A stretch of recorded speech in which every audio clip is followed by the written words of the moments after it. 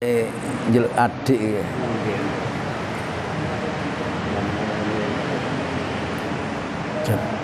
Hadirin, assalamualaikum warahmatullahi wabarakatuh.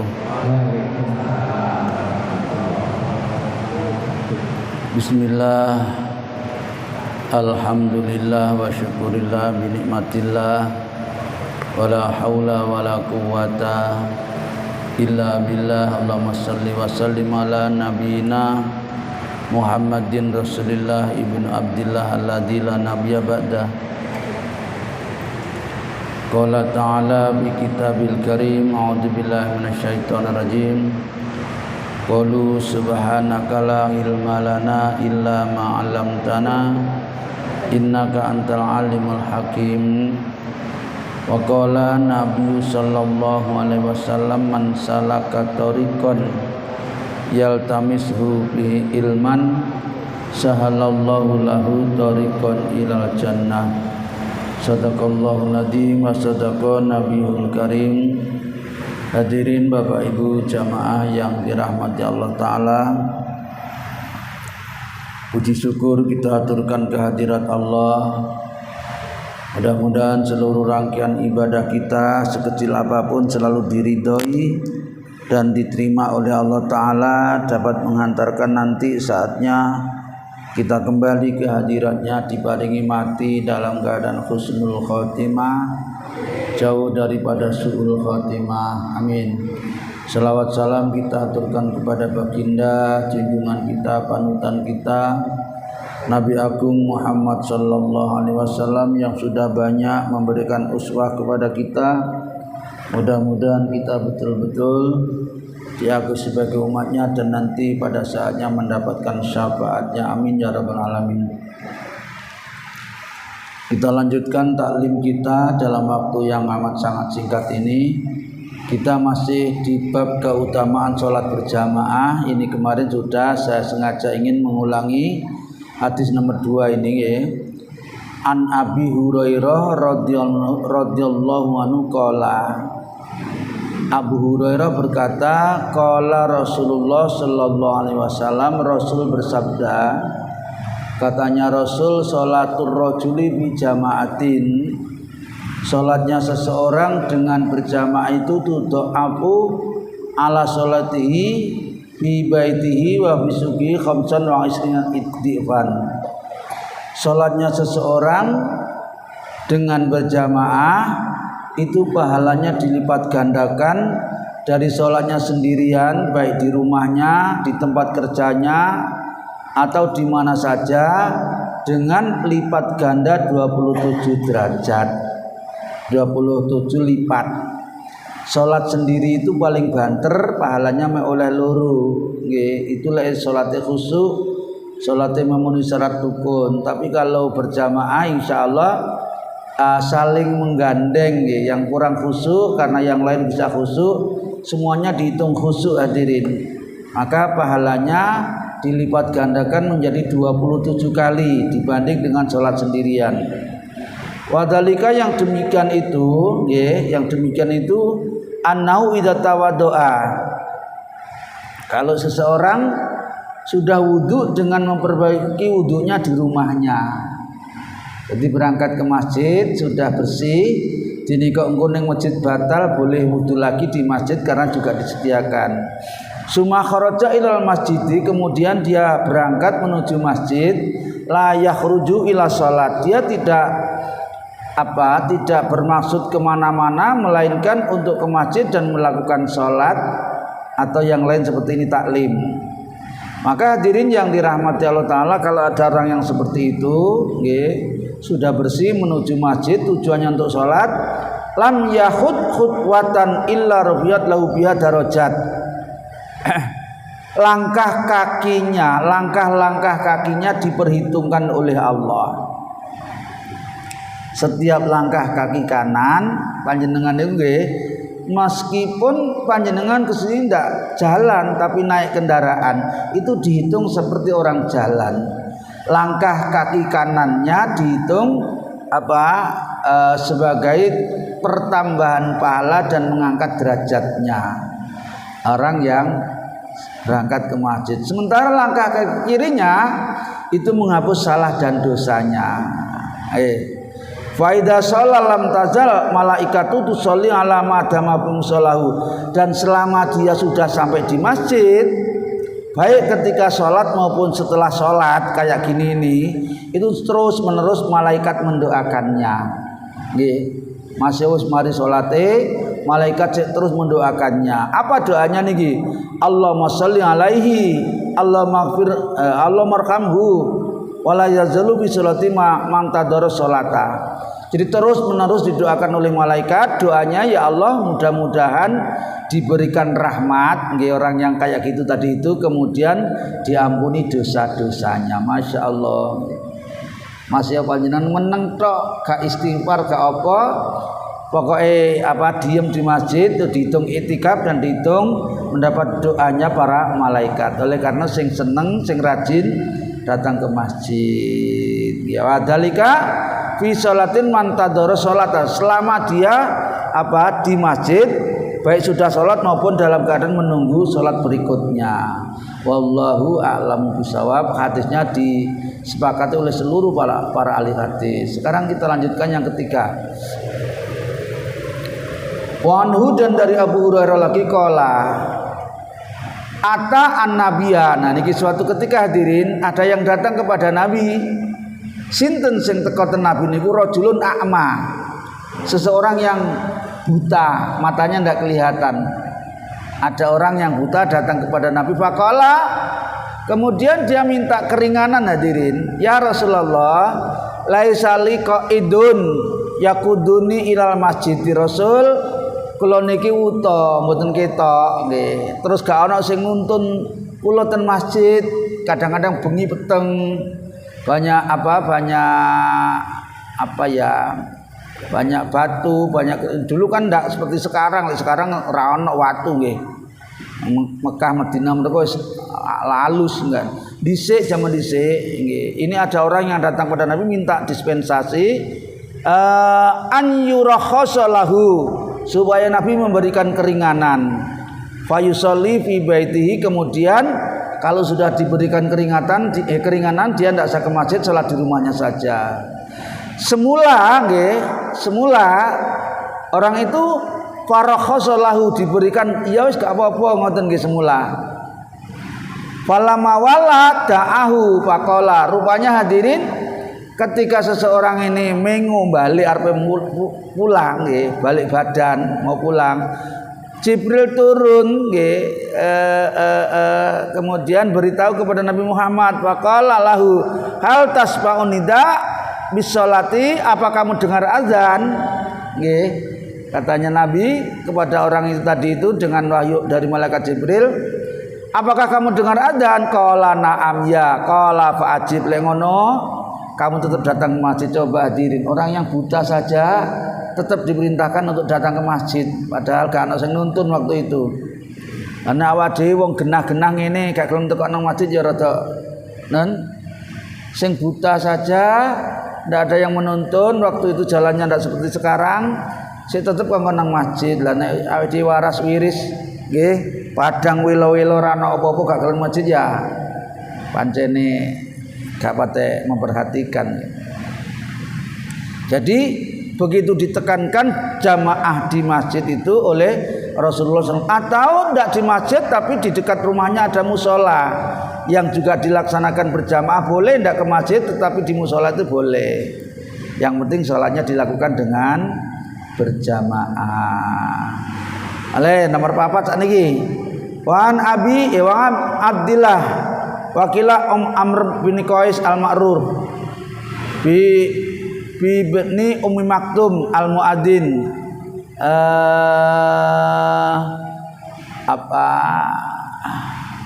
sebuah riwayat dari Abdullah, yaitu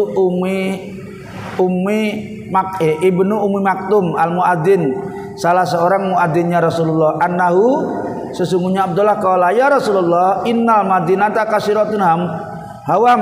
Waktu itu hadirin ya, Madinah itu belum seperti sekarang. Waktu itu dulu masih banyak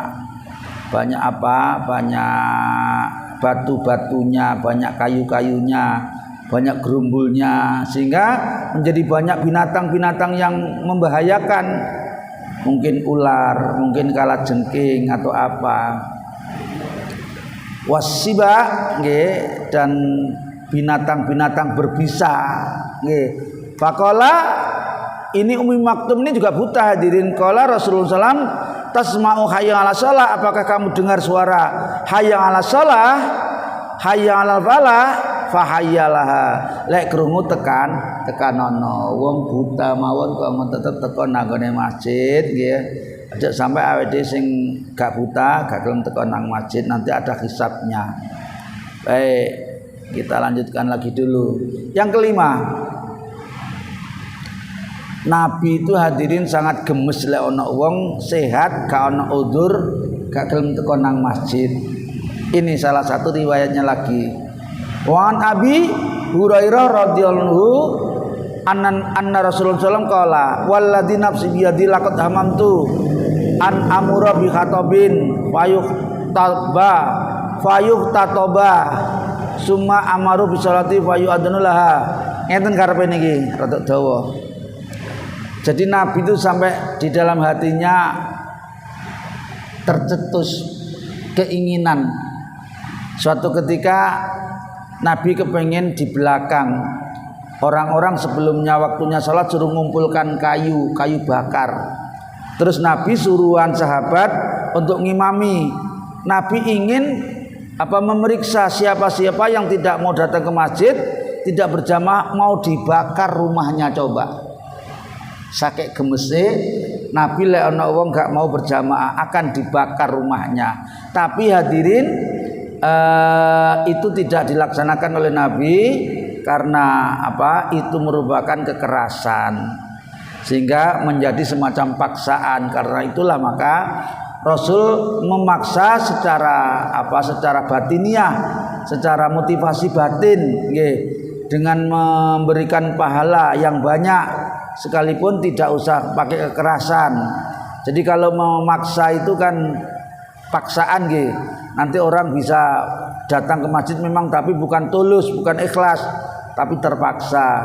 Sehingga niatnya Nabi untuk ingin membakar rumahnya orang yang tidak mau berjamaah itu tidak dilaksanakan. Tapi punya perasaan seperti itu Nabi, karena inginnya orang yang tidak punya udzur itu berjamaah. Lah apa udzurnya?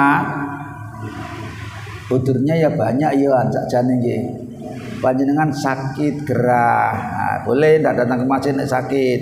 Hujan deras. Dulu ndak seperti sekarang. Atau musafir nggih. Atau hadirin, lah ini makanya dilarang nggih. Kita makan makanan yang membuat bau mulutnya tidak enak. Sehingga makan makanan yang kayak gitu dilarang oleh Rasul. Kalau memang terpaksa makan makanan yang membuat bau mulut tidak enak, itu segera dibersihkan. Karena orang yang baunya mulutnya tidak enak itu tidak boleh datang ke masjid, malaikatnya tidak mau. Jadi harus berbau harum, dibersihkan dulu. Sehingga itu termasuk halangan datang ke masjid. Wallahu a'lam. Yang keenam, An Ibnu Mas'ud radhiyallahu anhu qala man sarrahu ayyalqa Allah ta'ala ghadan musliman fal yuhafidu ala haula salati khaisu yunada bihina fa inna Allah syara'a li nabiyikum sunanal huda.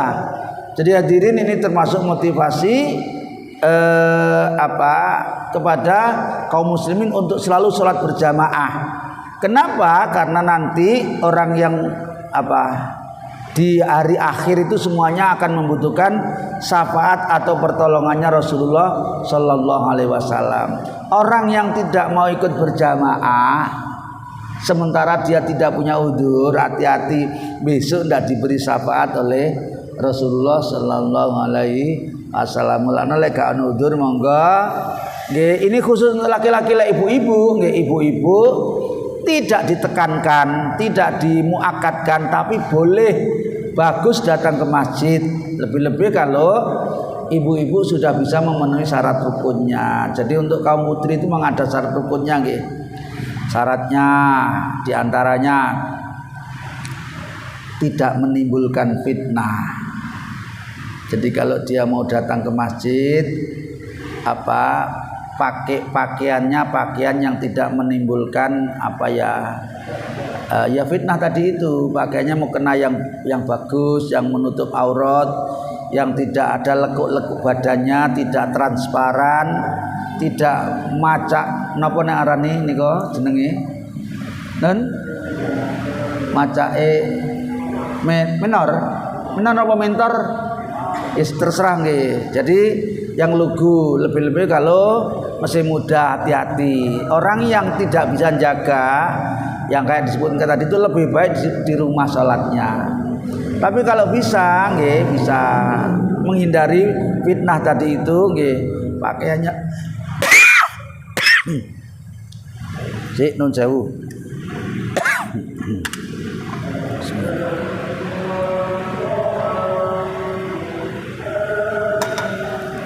Alhamdulillah. Pakaiannya bagus, tidak menampakkan lekuk-lekuk bagian tubuhnya, tidak bersolek yang berlebihan, tidak bau harum yang menyengat, lebih bagus ke masjid. Kalau enggak di rumah saja untuk kaum ibu. Baik, sekarang kita lanjutkan dulu, nanti baru dibuka tanya jawab. Yang ketujuh, an Abi Darda radhiyallahu anhu qala sami'tu Rasulullah sallallahu yaqul ma min salasatin fi qaryatin wala badwin la taqumu fihi musallat illa qaddis tahwada alaihi syaiton. Nah, hadirin, ini sekarang sudah tidak mungkin nggih. Karena sekarang sudah di mana-mana, ajak mana nang kota, nang desa sudah padat penduduk. Kalau di satu kampung, baik di kota maupun di desa, itu orangnya lebih dari 3 orang. Sekarang kan gak ono wong sing kurang 10 orangnya gak ono. Jadi kalau orangnya lebih dari 3 orang gak dilaksanakan jamaah, maka bersiap-siap untuk digoda oleh syaitan, katanya Nabi. Fa'alaikum bil jamaah, oleh karena itu dirikanlah sholat berjamaah. Fa inna ma yaqludabu minal ghanabi al qasiyah. Nabi membuatkan semacam perbandingan, percontohan atau permisalan domba yang diterkam oleh serigala itu adalah domba yang menyendiri daripada kawanannya. Maka orang yang sholatnya sendirian, tidak punya udzur, itu lebih mudah untuk tergelincirkan oleh setan, sehingga sholatnya mudah tidak memenuhi syarat, tidak khusyuk, tidak sambung dengan Allah Subhanahu wa taala. Karena itu hendaknya orang yang di kampung lebih dari 3 orang harus mendirikan jamaah salat. Sekarang sudah tidak ada kampung yang kurang 3 orang. Hadirin, ganti bab. Sebelum masuk ada yang perlu dibahas, monggo nenten. Nggih, kenalan. Waalaikumsalam warahmatullahi wabarakatuh. Nggih. Ada yang mengatakan sholat berjamaah itu tergantung dari imamnya. Kalau imamnya baik, sah dan diterima, semua makmumnya ya mengikutinya. Gimana pelaksanaannya? Nggih, hadirin Bapak Ibu sekalian, memang didirikannya sholat berjamaah itu imamnya yang pertama, imam yang tidak dibenci oleh jamaah. Jadi misalnya ono imam sing dibenci jamaah, sebabnya apa? Ya banyak. Mungkin imam ini sakjane bacaannya api, nggih, pakaiannya nutup aurat, tapi suka berbuat dosa. Misalnya gak mau menjaga oleh bergaul antara laki perempuan, dia karpe dewi pokoknya. Misal nggih. Atau ini imam sakjane bagus bacanya, tapi dia seneng apa Pak jenenge? Ngikuti Bang Titil itu. Nah, misalnya nggih. Jadi membuat jamaah itu ndak suka. Mbuh apa sebabnya? Apalagi kalau jelas-jelas dia pelaku dosa, gelem ngombe, nggih, suka pergi sama istrinya orang lain. Ini ndak dibenci. Ini dibenci oleh ndak bagus jadi imam, ndak boleh. Jadi yang pertama tidak dibenci oleh jamaahnya. Jamaahnya ya sekalipun ndak seweneng banget tapi ndak membenci ngoten lho nggih. Jamaahnya. Yang kedua memang ditetapkannya imam itu harus dipilih Bapak, dipilih orang yang pertama kali paling akeh apalane Qur'ane. Nggih. Qur'ane luwih akeh, luwih apik bacaane lah ini dia lebih berhak menjadi imam. Yang kedua, kalau mungkin semuanya sama, bacaannya sama-sama apik, sama-sama akeh, terus yang dipilih yang diutamakan yang lebih banyak usianya, lebih tua maksudnya. Nggih. Urutannya banyak. Dene kok padha kabeh, padha ya ini sekitar 50-an umure misalnya diseleksi lagi. Semuanya boleh, tapi yang paling utama yang jadi imam nomor 1 itu yang lebih tua. Dene kok engko yang lebih tua ini berundur, beralangan, diganti yang lebih muda lagi yang lain. Yang selanjutnya sampai gini, sampai menetapnya di daerah situ yang paling dulu yang mana. Jadi umure ya padha, bacaane ya padha. Lah kok manggone ning kono ya padha pisan misalnya. Lah yang terakhir kalau semuanya sama itu Bapak dipilih yang lebih wirai. Wirai ini ku napa to? Menjaga kehormatan dirinya kayak tadi itu. Sampai ini di ilmu fikih nggih lek panjenengan belajar di fikih nggih itu lek ana imam nggih, imam masjid ngeten niki, imam ditelepon imam, dia suka makan sak nggon-nggon ning warung sak nggon-nggon. Ya apik mangane jane yoan, tapi sak nggon-nggon ning warung kono gak menjaga kehormatannya, ini tidak diutamakan untuk menjadi imam. Sampai sak gitunya itu. Jadi hadirin Bapak Ibu sekalian, bukan sekedar bacaannya yang dinilai, bukan sekedar usianya yang dinilai, tapi sampai muruah istilahnya. Itu dinilai menurut dan semuanya sama-sama bisa menjaga ya endi sing kongang lah, endi sing punya waktu nanti bisa dijadwal. Kalau memang semuanya sama, umurnya sama, semua sama-sama hafal Quran misalnya, semua sama-sama usianya sama-sama manggonya di situ ya dijadwal saja lewis ngono nggih. Golek berhalangan ganti kono. Ini yang berhak menjadi imam. Kalau ada misalnya sekarang orang yang tidak dipilih oleh jamaah menjadi imam tetap, dia kok ngeyel, dia kok ngengkel, apalagi sampai menolak imamnya itu menjadi imam. Dia kepengin ini harus dibahas oleh orang banyak. Tidak boleh ibadah itu dengan cara kekerasan. Jadi sing betul zaman dulu nggih, kayaknya dulu sekali nggih di sini juga pernah dulu zaman saya masih baru-baru di sini. Mudah-mudahan sekarang sudah tidak ada lagi. Hadirin ada nggih di beberapa masjid itu yang merasa beda pahamnya gitu mau dia jadi makmumnya. Jadi itu tujuh golongan itu di Imam Syafi'i misalnya dia tidak mau makmum itu juga ada yang kayak dulu, sekarang sudah tidak usum. Mungkin madhabnya beda, tapi nabinya kan sama. Jadi ada imam 4, ada Imam Hambali, Imam Ahmad, Imam Hanafi, Imam Syafi'i. Ini kadang-kadang berbeda dalam menentukan ilmu fikih, tapi semuanya bersumber dari Nabi. Cuma mereka memang memilih dalam mengamalkan sesuatu amalan. Misalnya contoh yang paling gampang saja. Imam Syafi'i itu biasanya kalau baca doa iftitah, doa setelah takbiratul ihram itu loh nggih, sadurunge maca Fatihah itu biasanya iftitahnya kabira walhamdulillahi katsira ngoten nggih. Ada lagi misalnya yang imam lain bukan itu, tapi langsung wajjahtu wajhiya lillah, tidak pakai kabirahu, tapi langsung wajjahtu wajhiya enten. Tapi semua juga dilakukan oleh Nabi sakjane. Lah enek wong sing maca ngono jarene wong sing melok Imam Syafi'i Muhammadiyah iku. Ngenten iki sing mboten bener. Muhammadiyah niku nggih Muhammad, Nabi Muhammad, pengikutnya namanya golongannya Nabi Muhammad. Enten malah sing ngeten mboten kabirau, mboten wajatu tapi Allahumma ba'id baini wa baina iku satariyah iku. Mboten oleh ngoten niku. Semuanya diterima, semuanya dari Nabi. Nggih. Cuma apa kita boleh memilih hadirin yang dirahmat kula niku gonta-ganti. Kadang kula wajjahtu wajhiya, kadang kabirau, kadang Allahumma ba'id.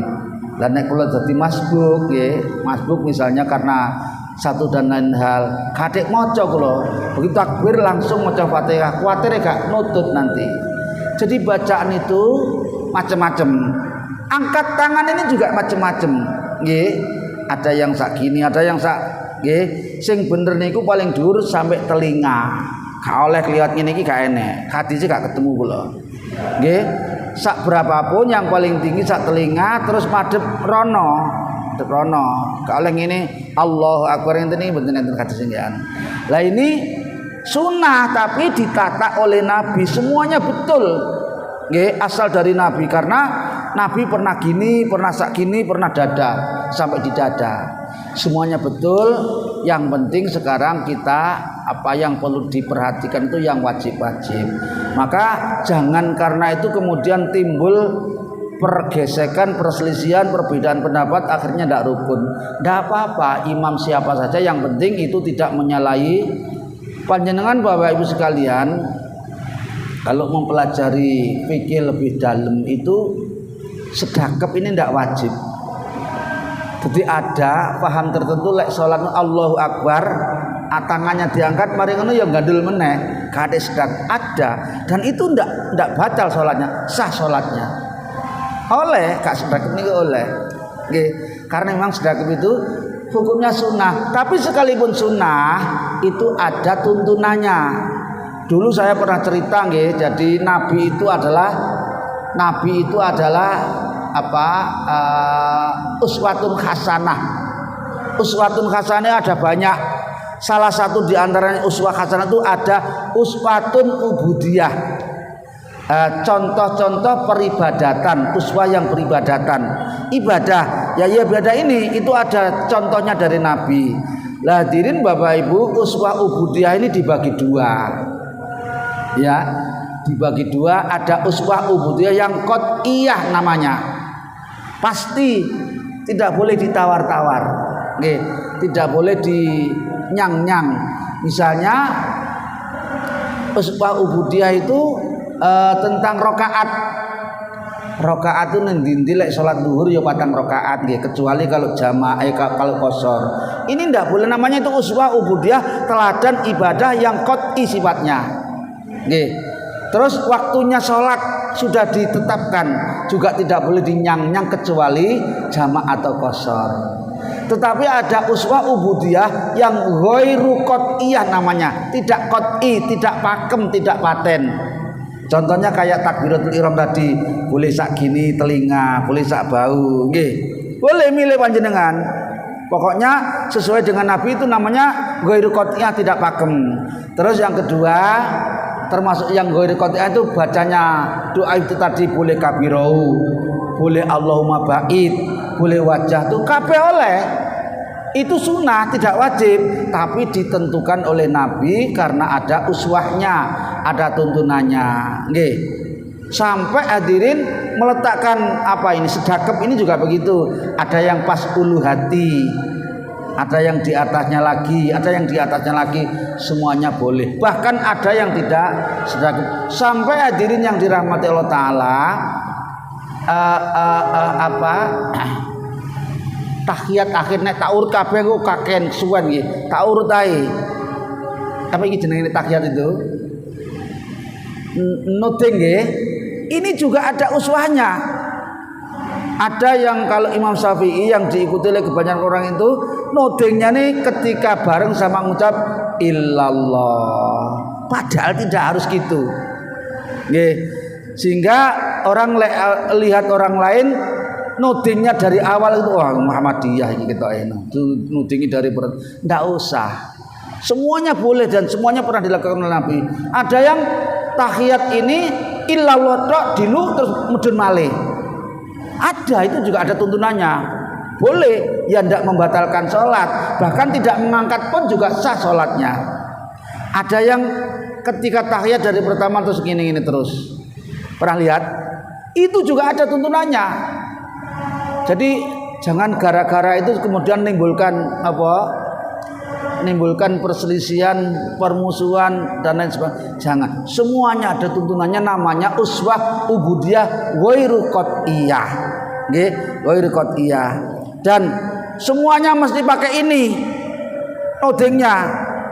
Panjenengan gak mentang-mentang wong Jawa Timur iku driji niku sing paling niki, sing paling utama. Driji sing paling agung jempolan. Karena itu panjenengan tahiyat gak pakai ini tapi pakai at-tahiyatul. Niki gak oleh, sekalipun driji ini menurut orang Jawa Timur yang paling ya. Sama nanti lihat tahiyat ngeten-ngeten. Gak itu karena gak ada uswahnya. Ini yang harus digunakan perkara nanti mau dari pertama atau pas ilallah atau ilallah diangkat dulu terus duduk maneh, semuanya boleh. Bacaannya juga begitu. Nggih, bacaannya itu ada yang at-tahiyatul mubarakatus sholawatut thayyibat. Gitu. Ini kebanyakan yang diikuti karena di Indonesia ini kebanyakan orang Syafi'iyah atau orang Imam Syafi'i. Ada yang tidak gitu hadirin. Ada yang at-tahiyatul lillah. Bukan at-tahiyatul mubarakatun enggak, tapi langsung semuanya boleh. Nggih. Yang tidak boleh itu yang enggak sholat, nggih, yang enggak sholat jelas enggak boleh. Lah kunut juga begitu, jangan dijadikan persoalan. Karena suatu ketika Nabi pernah kunut, juga pernah tidak, sehingga timbullah berbagai macam paham. Ada yang kunut setiap subuh, sama witir separuh Ramadan itu ada. Ada yang enggak. Sudah kunut itu jangan dijadikan persoalan karena kunut itu tidak ada hubungannya dengan sah dan tidak sahnya sholat. Orang yang tidak kunut ya sah insya Allah sholatnya. Yang kunut juga sah. Sehingga sah sehingga wis suwen kenai. Sing ra sholat itu ratau dibahas warnai. Sing kadek kunut waduh le ngomong masalah. Hadirin, ini adalah bagian daripada usfatun ubudiyah. Nggih, teladan ubudiyah ada yang qat'iyah, ada yang ghairi qat'iyah. Saya pun bolak-balik nerangno. Nggih. Apa di sini apa di tempat saya. Makmum itu orang lek makmum itu wajib maca Fatihah apa ndak? Ini yo banyak keterangannya yoan. Lek menurut Imam Syafi'i hadirin, panjenengan lek jadi makmum padha kali jadi imam atau sholat sendirian tetap wajib maca Fatihah. Dasare nggih la sholata liman lam yaqra fihi bi Fatihatil kitab, itu dasarnya. Nggih. Kecuali kalau dia masbuk, begitu datang sudah tidak punya kesempatan imam ruku dia langsung melok ruku oleh maca Fatihah. Ini begitu. Nah, kalau menurut Imam Ahmad nggih, Imam Ahmad sama Hambali itu gini, kalau panjenengan jadi makmum, panjenengan dengar imam, wah ngrungokno, panjenengan jadi makmum dengar imam dan panjenengan ngrungokno, dengar tapi gak ngrungokno, padha ae wan. Iku lek wis dengar ngrungokno, panjenengan wis gak usah maca. Engko lek gak krungu imam mergo pengerase iri utawa karena bacaan pas sir pelan, panjenengan tetap maca. Imam Ahmad dan Imam Hambali, Imam Hanafi dan Imam Maliki sakniki panjenengan nek wis makmum baik krungu imam maupun ndak krungu imam ora usah maca Fatihah. Karena barang siapa yang mempunyai imam falahu qiraatun qiraatani. Barang siapa yang sudah menjadi imam makmum berjamaah, bacaan Fatihahnya imam juga bacaannya. Jadi cukup melok meneng ae wis. Enten sampai samonten hadirin. Ini tuntunan salat menurut mazhab masing-masing. Pak, Rasulullah bagaimana? Ya semua itu dari Rasulullah. Panjenengan karek mana yang diyakini, lek wis yakin Imam Syafi'i ya wis Imam Syafi'i. Jangan kadek ngulah malih apalagi mencela kepada pengikutnya orang lain. Tapi menurut Imam Syafi'i menurut kebanyakan ulama mengikuti mazhab Imam Syafi'i ini juga kadang-kadang menemui kendala hati ini. Menemui kendala. Panjenengan es kulino di rumah tersentuh istri atau suami ngoten batal wudune nggih. Gitu.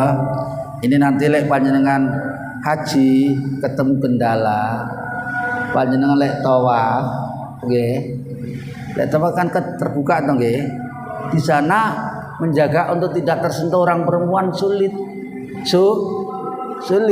sehingga ya gak tutup begitu mari wudu ikut tawaf orang oleh sak putaran disentuh orang gede-gede kok panjenengan gak iso ngelak wisan batal meneh wudu meneh kapan marine hadirin. Oleh karena itu kebanyakan orang yang bermadhab Imam Syafi'i ketika menunaikan ibadah haji dia pindah sementara madhabnya. Nggih. Padahal hadirin yang dirahmati Allah Ta'ala, saya pribadi kalau di rumah kayak gini nggih dalam waktu yang longgar, saya berupaya untuk tidak disentuh atau menyentuh istri. Yen saniki wis gaduh istri kok. Yen jadi berupaya. Tapi kalau ternyata kesentuh ndak sengaja tidak apa-apa. Kok entek utune.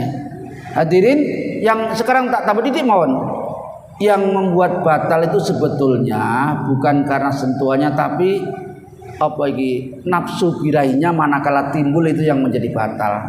Karena itulah maka ketika Rasulullah masih ada, beliau pernah mau ngimami di masjid, beliau mencium istrinya.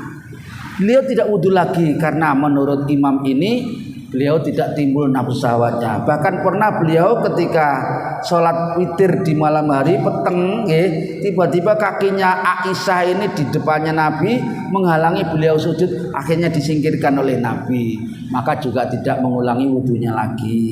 Ini madhab, ini pendapat, jangan dijadikan bahan perdebatan yang menimbulkan perselisihan. Sing apik monggo diikuti mana yang diyakini dan jangan sekali-kali membuat persoalan karena gara-gara perbedaan madhab. Sing apik sing sholat apapun madhabnya, sing apik ya sing ora sholat. Ngoten mawon ngapunten sing kathah, mugi-mugi diparingi hidayah Allah Ta'ala. Kita akhiri subhanakallahumma wa bihamdika asyhadu an la ilaha illa anta astaghfiruka wa atubu ilaik. Wal afu minkum wassalamualaikum warahmatullahi wabarakatuh.